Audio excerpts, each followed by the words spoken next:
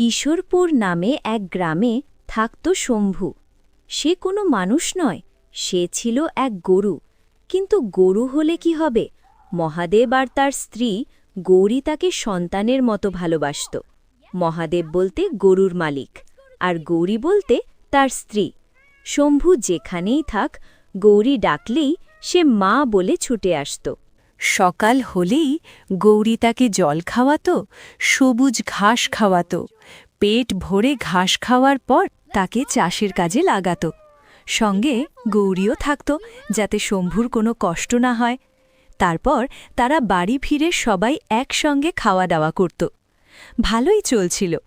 তারপর কিছুদিন যাবৎ সেখানে বৃষ্টি হয়নি, খরা দেখা দিয়েছে। শম্ভুর জন্য অনেক কষ্টে মহাদেব অনেক দূর থেকে অল্প ঘাস এনেছে। গৌরী সেটাই তাকে যত্ন করে দিল। শম্ভু তাই খেয়েই খুশি হল।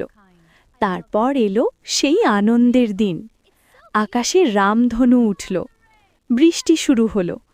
তাই দেখে মহাদেব, গৌরী আর শম্ভু খুব আনন্দ করতে লাগল।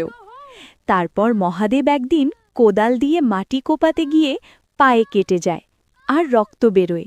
তাই দেখে শম্ভু চিৎকার করতে থাকে।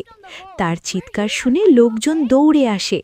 তারপর গৌরী মহাদেবকে মাঠ থেকে ঘরে নিয়ে আসে ও ওষুধ লাগিয়ে রক্ত বন্ধ করার চেষ্টা করে। এদিকে শম্ভু দড়ি ছিঁড়ে সোজা ডাক্তারখানায় পৌঁছে যায়। তখন ডাক্তারবাবু কিছুই বুঝতে পারছিল না। তারপর শম্ভু কাঁদতে থাকে আর বলে, ডাক্তারবাবু, তাড়াতাড়ি চলো, আমার বাবার পায়ে কেটে গেছে আর রক্ত বেরোচ্ছে। তাই দেখে বাবার মাথা ঘুরছে। তারপর শম্ভু ডাক্তারকে সঙ্গে নিয়ে গ্রামে আসে। তার ডাক্তার মহাদেবের চিকিৎসা করে আর বলে, ভয় পাবার কিছু নেই, একটু বিশ্রাম নাও, ঠিক হয়ে যাবে। আর প্রত্যেক দিন সকালে হাঁটবে। ডাক্তারের কথা মতো শম্ভু রোজ মহাদেবকে এই হাঁটায়। গরু তোমাকে প্রাণ বাঁচিয়ে দিল। গরু আমার কাছে আমার সন্তানের মতো, আমি ওকে খুব ভালোবাসি। তারপর সেখানে এক গরু ব্যবসায়ী আসে আর শম্ভুকে কিনতে চায়। তখন তুমি মহাদেব এখান বলে, থেকে চলে যাও, লাখ টাকা দিলেও আমি আমার গরু তোমাকে বিক্রি করব না। তারপর মহাদেব শম্ভুকে রোজকার মতো স্নান করালো আর গা মুছিয়ে দিল।